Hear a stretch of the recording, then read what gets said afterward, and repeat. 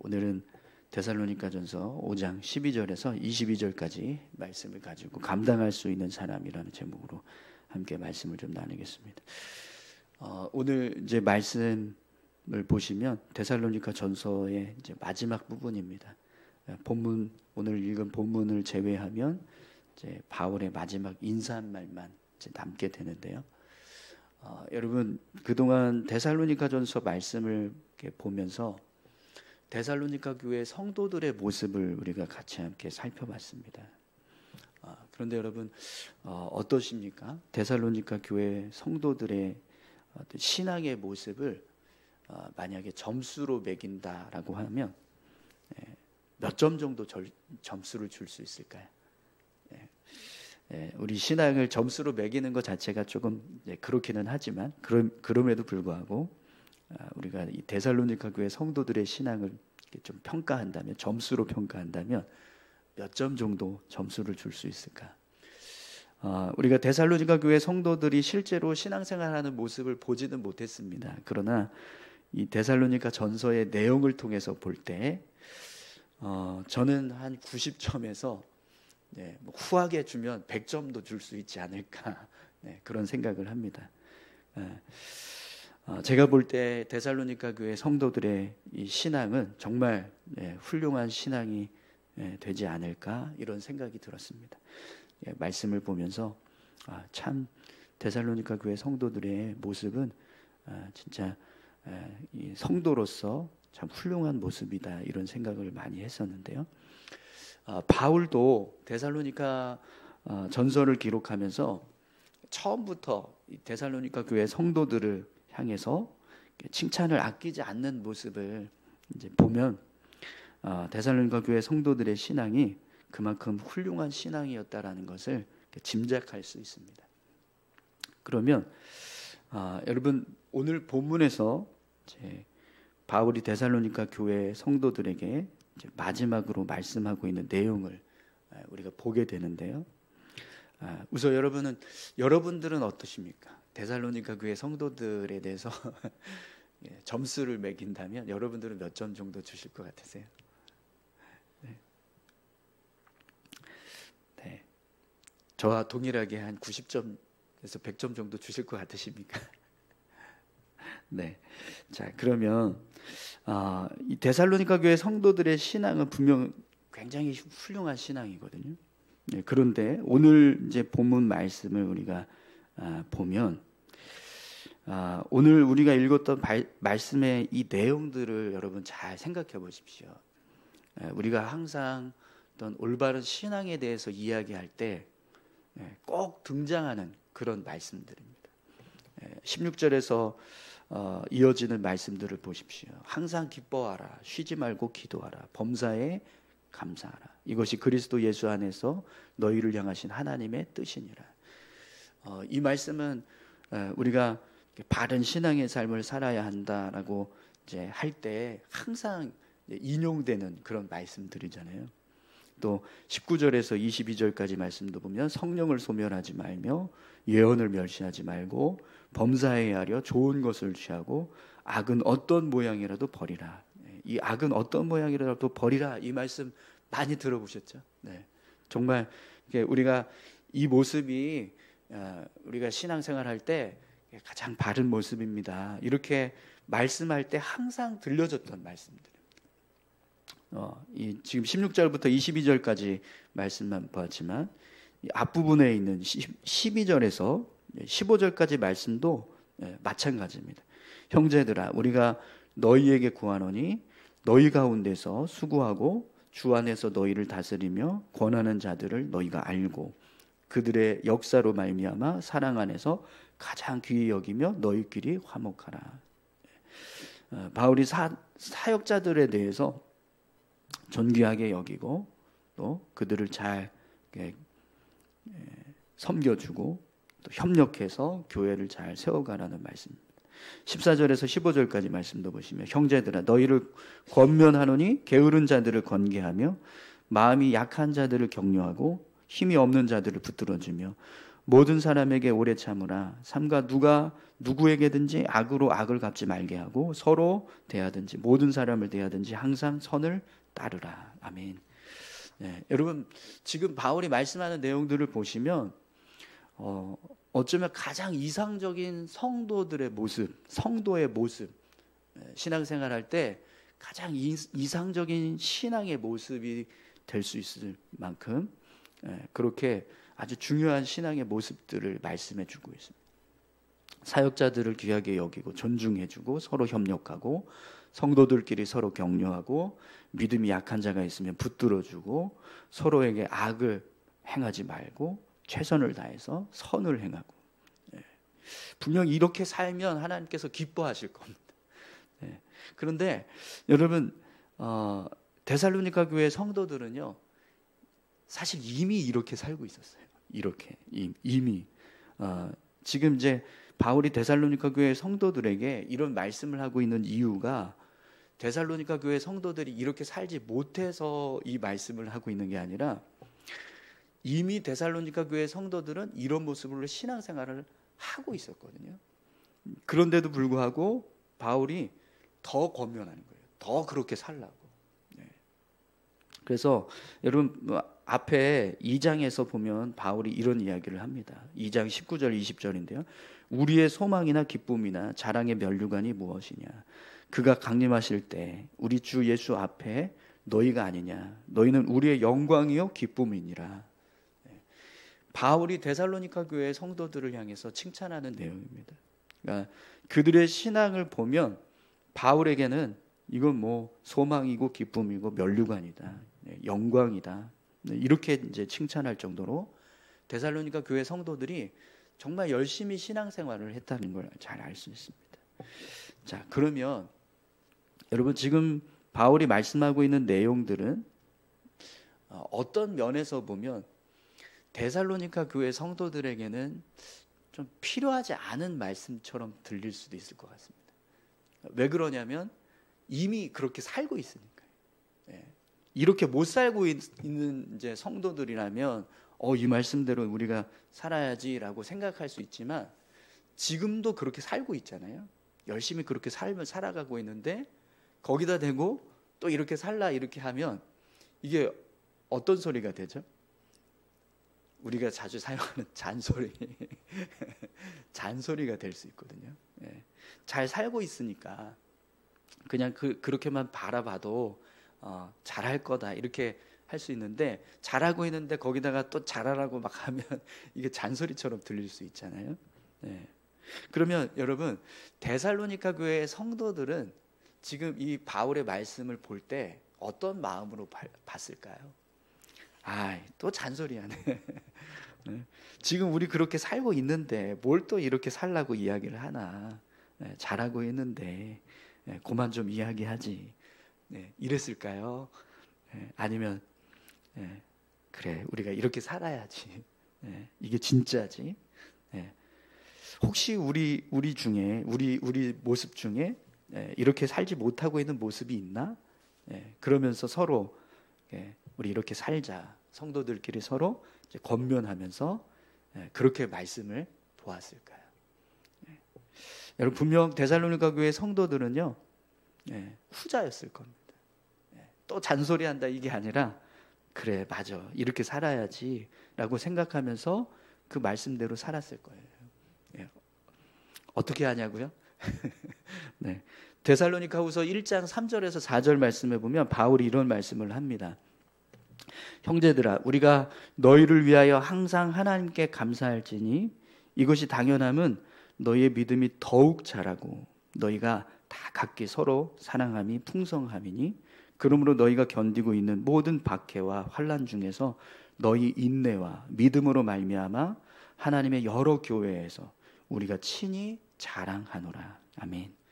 이 데살로니가 전서가 전달되고 난 이후에 이제 데살로니가 후서를 바울이 기록을 했는데 이 후서에서 이제 데살로니가 교회의 성도들이 신앙생활하고 있는 이야기를 또 듣고 이런 이제 평가를 내리는 겁니다.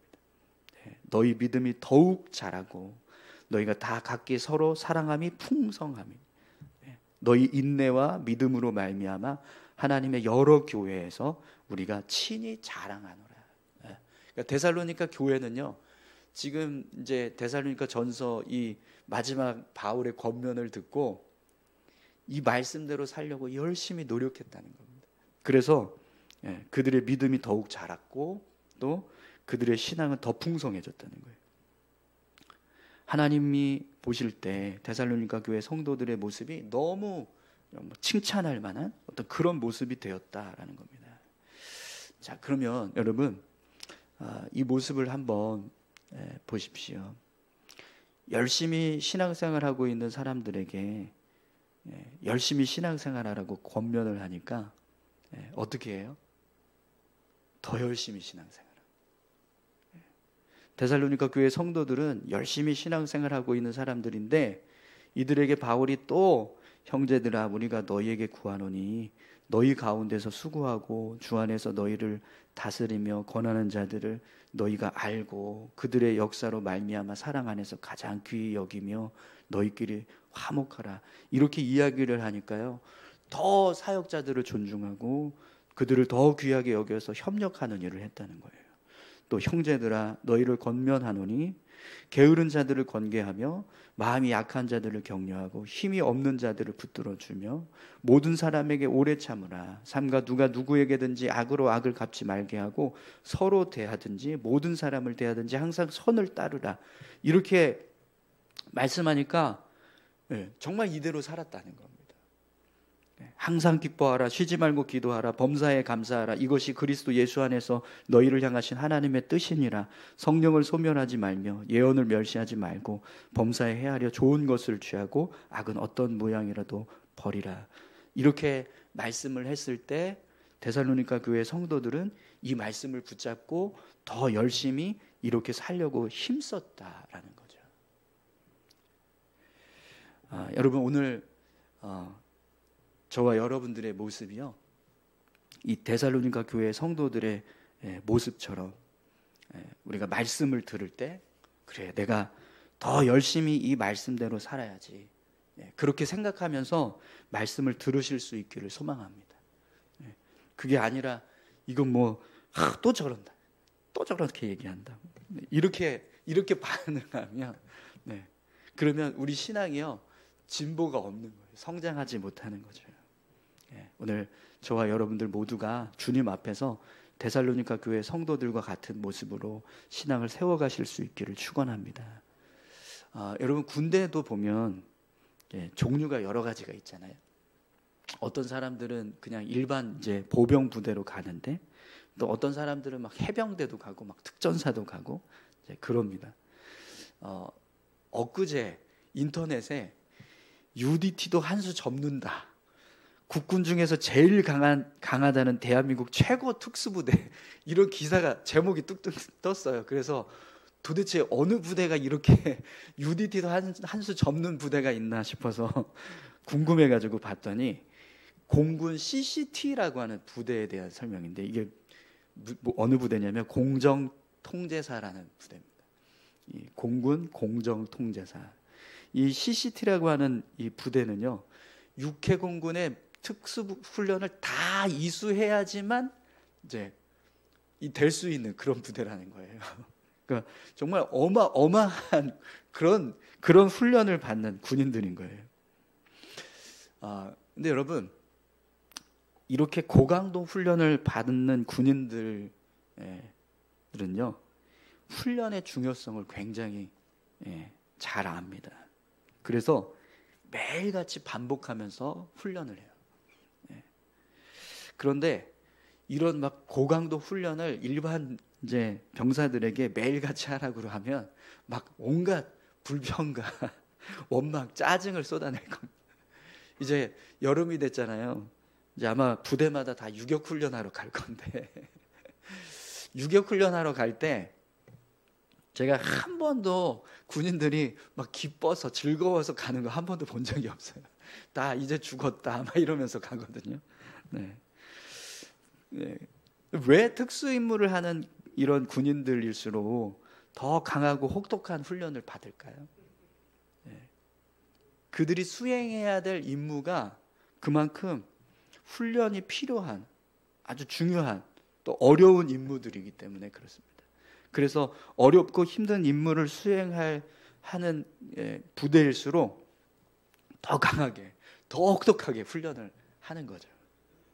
그런데 여러분, 우리 신앙도 사실은 마찬가지입니다. 오늘 본문에서 바울이 말씀하고 있는 이 믿음의 모습들을 한번 보세요. 사실 기본 중에 기본이거든요. 성도로서 지켜야 할 가장 기본적인 신앙인데 여기에 항상이 붙었어요. 항상이.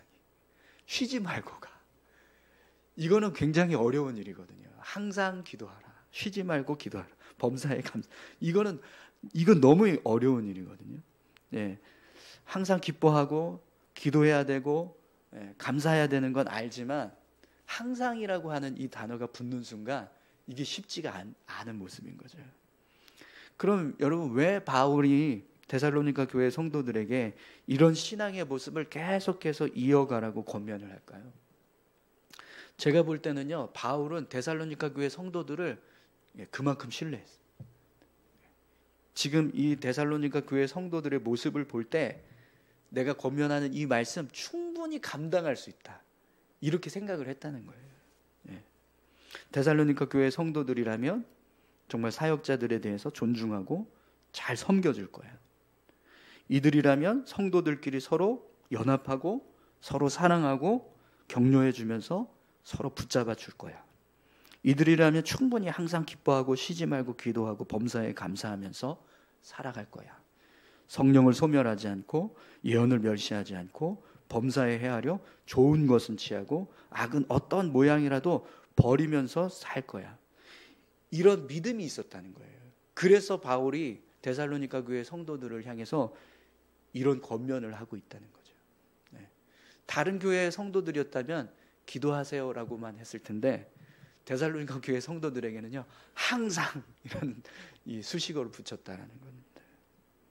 여러분, 오늘 저와 여러분들에게도 데살로니가 교회 성도들과 같은 그런 모습으로 우리가 믿음의 삶을 살아가실 수 있기를 소망합니다.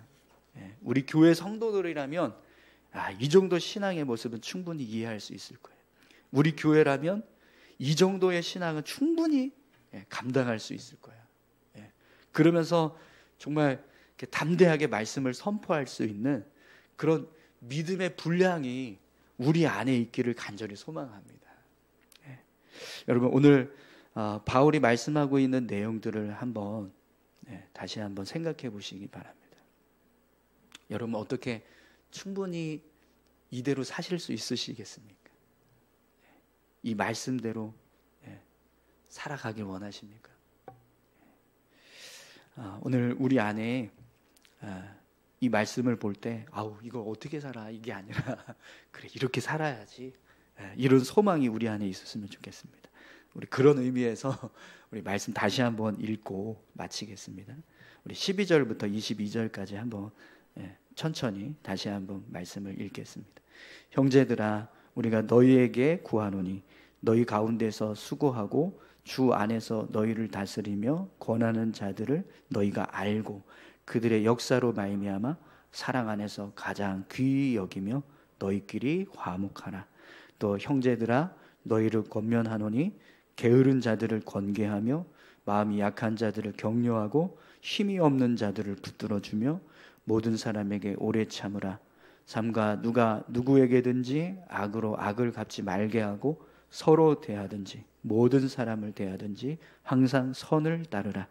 항상 기뻐하라. 쉬지 말고 기도하라. 범사에 감사하라. 이것이 그리스도 예수 안에서 너희를 향하신 하나님의 뜻이니라.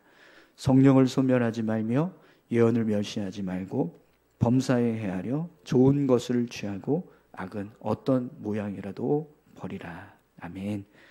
오늘 저와 여러분들이 이런 믿음의 모습으로 삶을 살아가실 수 있기를 축원합니다.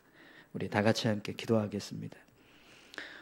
함께 기도하실 때 하나님, 우리가 데살로니가 교회 성도들의 모습처럼 사도 바울의 이 권면을 잘 생각하고 붙잡고 감당하는 그런 신앙의 모습으로 삶을 살아갈 수 있도록 인도해 주시고 붙잡아 주십시오. 우리 이렇게 함께 다 같이 기도하시겠습니다. 하나님 아버지 감사합니다. 하나님 오늘 우리의